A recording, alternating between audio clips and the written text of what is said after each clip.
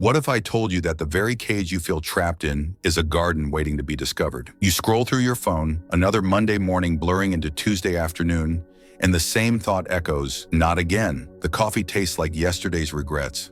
The commute feels like a slow march towards a predictable wall, and the tasks ahead stretch out like an endless gray horizon. I know that feeling, intimately. There was a time when my days were a carbon copy of each other. Wake up to the jarring scream of the alarm, a desperate scramble to get ready, the silent breakfast swallowed down with a side of anxiety about the day ahead. I remember staring out the bus window, the same buildings passing by in a monotonous parade, and feeling this heavy weight in my chest.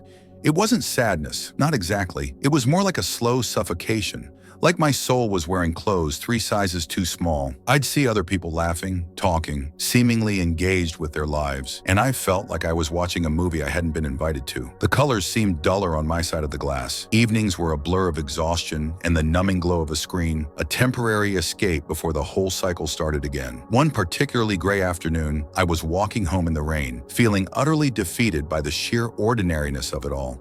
The streetlights cast these weak, watery circles on the pavement, and I just stopped, right there, under a dripping awning. For a moment, I allowed myself to fully feel the weight of that routine, the crushing predictability. And then, something shifted. It wasn't a lightning bolt moment, more like a tiny crack appearing in a dam. I noticed a single, defiant dandelion pushing through a crack in the sidewalk. Such a small thing, but it held this incredible tenacity. That night, instead of collapsing in front of the TV, I did something different. I made a cup of tea, sat by the window, and just watched the rain. Really watched it. The way it danced on the glass, the rhythmic drumming on the roof. It was still just a routine evening, but I was present in it. The next day, the commute was the same, but I decided to really listen to the music I loved. Not just as background noise, but actively. I started noticing the small details, the way the sunlight caught the dust motes in the air, the kindness of a stranger holding the door. These tiny moments, these almost invisible threads, started to weave a different fabric into my days. The big revelation wasn't about escaping the routine entirely. It was about finding the extraordinary within the ordinary. It was realizing that the frame of the picture might be the same, but I had the power to change what was inside. Happiness isn't some far-off destination you reach after breaking free. It's in the texture of your today, waiting to be felt. It's in the way you stir your coffee, the way you listen to a friend, the way you choose to see the world, even when the world feels stubbornly the same. So if you hate your routine, maybe it's not the routine that needs changing, but the way you look at it. Maybe, just maybe, that garden has been there all along. You just needed to open your eyes.